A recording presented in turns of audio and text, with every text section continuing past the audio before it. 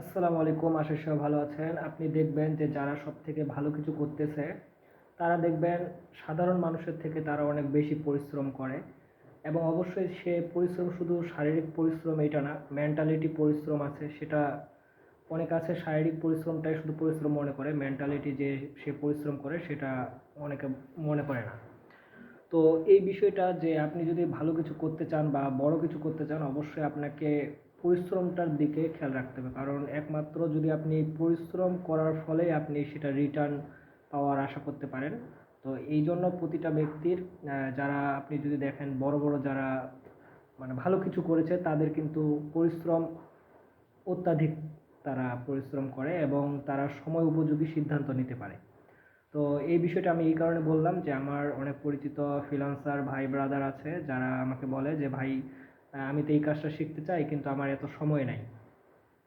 মূল বিষয় হচ্ছে যে কোনো বিষয়টা আপনার শেখার জন্য অবশ্যই আপনাকে পর্যাপ্ত সেটার প্রতি পরিশ্রম করতে হবে। আদারওয়াইজ আপনি সেখানে কখনোই সফল হতে পারবেন না। তো অবশ্যই পরিশ্রম করার মেন্টালিটি আমাদের সবাইকে তৈরি করতে হবে, দেন আমরা ভালো কিছু করতে পারবো।